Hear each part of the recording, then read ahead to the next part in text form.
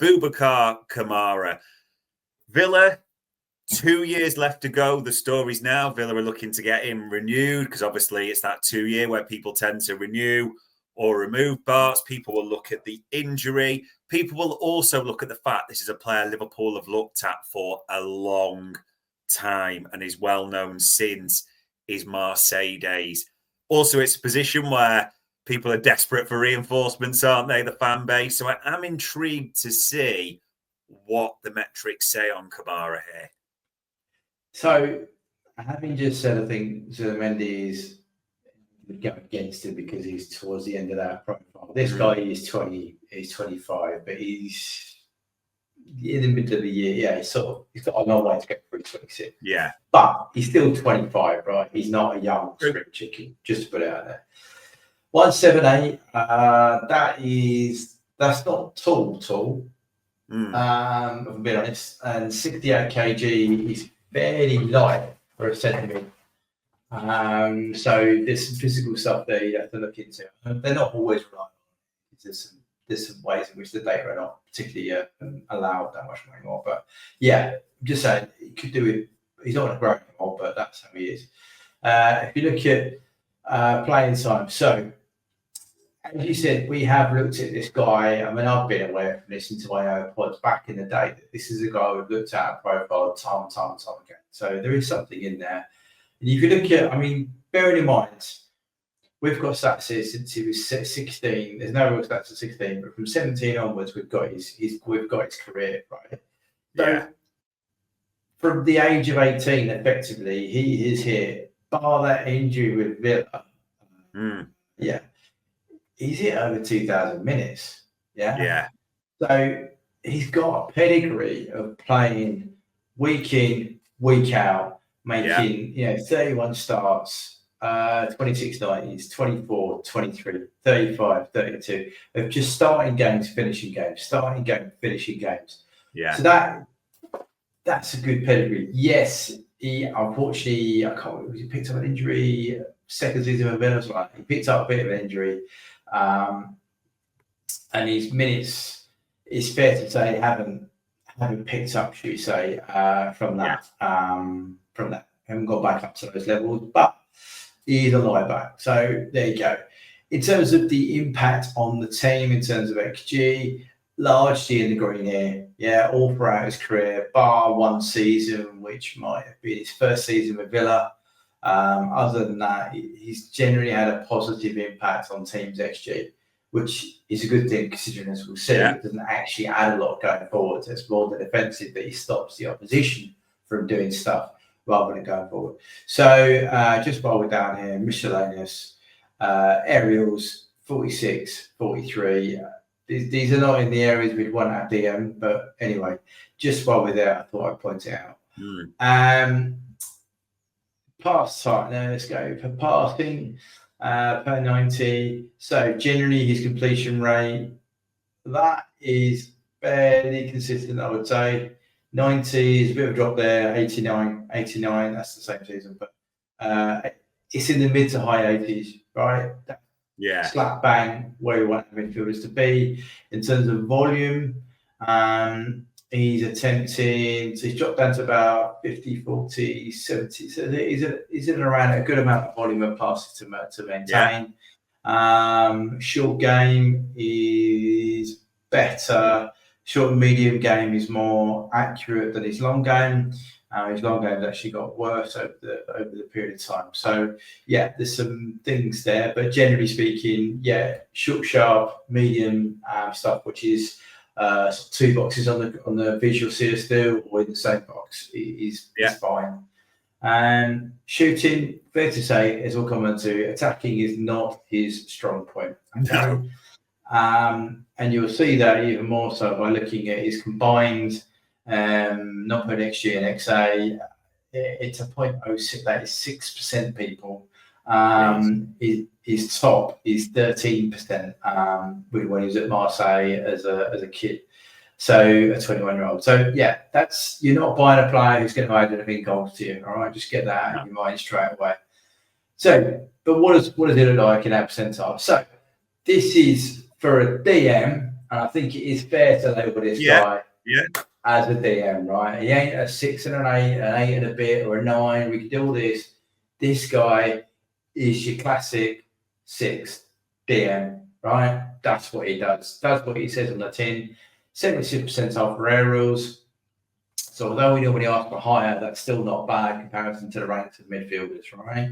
91st percentile for clearances, 54% off for blocks, interceptions and tackles. That is what we want to be seeing. We want our 6 to be nipping in front and then making a tackle when need to, not blocking or being reactive to something that's happened, all right? So these are some good defensive metrics to have for a midfielder. Yeah.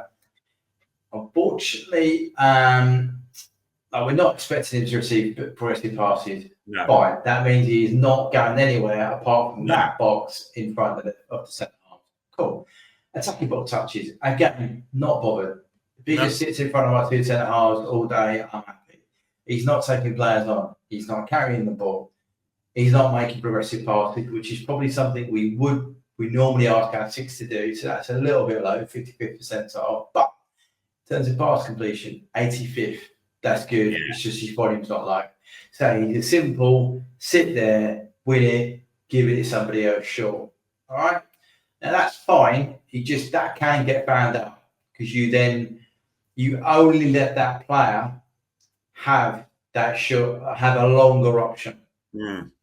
Right? So one of the things they did with Grab is they stopped Grab's ability to turn and carry the ball. Yeah. And then what Grab had to do was pass the ball. And that isn't Grab's strong point. He can pass the ball, but he can't help instigate our play getting forward for a pass. So that's something we've had to deal with for the past 10 games because for the first 20, he was brilliant at it. And then it worked out. So with him, because his game is short passing, you would make him pass it along. All right. And that's just something to be aware of. If your short pass is to Mac does that for you. Cool. Not a problem. All right. And as I said, attacking wise, I mean, I don't really need to explain any of those to you, but none of them are particularly pretty. All right. So doing a usual comparison to who's currently in situ, Grab largely outmuscled him on anything to do attacking wise, and areas are rather key. Grab is better. Percentage of tackles versus dribblers at him is better. But clearances, Kamara is better. Everything else, he's not hugely above Grab. Okay, so it's not a marked change to what we've currently got. And Grab gives you a lot more attacking wise, even given the fact that they might have backed a little bit going forward. In terms of Mac, how does he compare with McAllister? Again, even McAllister's better than him in a lot of the metrics. So, he wouldn't come in from looking at this, and I'll show you the dashboard in a minute. He's not going to come in as, I would say, threatening to take a position off Grab, Dom, or Mac at the moment, just looking at those stats. All right. This is against Forest at the weekend. So he's in and around these boxes here. Strong connections, fine. They were attacking to the right this game because that's who Villa are. Not really involved in any of this. This is what I'm telling you. He's not involved a lot. That is a pass or a touch every 5 minutes. Yeah, he's just not involved in the attacking side of things.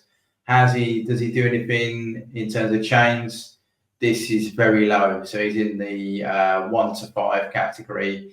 Doesn't really register anything progressive wise. So just a couple of passes in those areas. So he's not going to give you anything attacking wise. Okay, you have to get that. He's not a Fabinho, but Fabinho was a phenomenal 6. He also gave you something attacking wise. This guy's not that. He might be showing a bad season and having to caveat that with him, but pass success 56 in this game. Team EPB only 1.1. As I said, not going to contribute much to the threat creation, and he's only took 2.5% of their team possession on the day for a 6. That's really low. Like you'd expect your 6 to be on the ball doing the rest of it. Not going to bother looking at the threat because we've already established that's not his game. In terms of the areas he took up defensively, you can see the boxes he's involved in.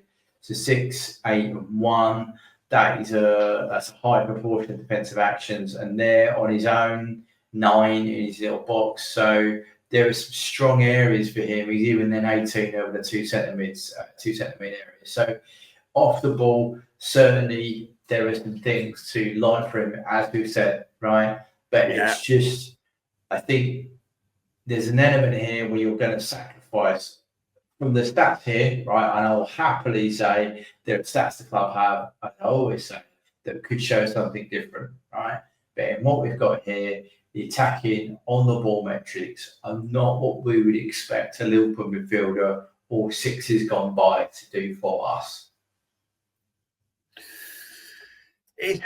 It's interesting, and we'll probably keep this short with Kamara because a couple of years left to go, and there is a suspicion amongst many sort of journalists or other things at the moment that the Liverpool talk with Kamara, there's always been historical talk, but is it being used to engineer a better contract at Villa with 2 years left to go? And there's a question mark naturally around him wanting to do a deal and getting top value from Villa, etc., all those things. Is it fair to say, Bart, that based on what we've looked at, people who could be a DM or 6, because people debate what it is and we play the double pivot, all those types of things, is in your reckoning, and it's interesting what you said, because the defensive stats are good, like 91st for clearances, 81st for tackles. But in terms of all-round game, are you putting this player, almost Kamara, in almost I know he's got 2 years left to go, so price comes into it, but a tier below a Wharton or Belaber from what we've profiled so far? Yeah, 100%, because Belaber for me is, I think he's younger. People shoot it out, but certainly he's younger. He's defensively a little bit more skilled. I don't know.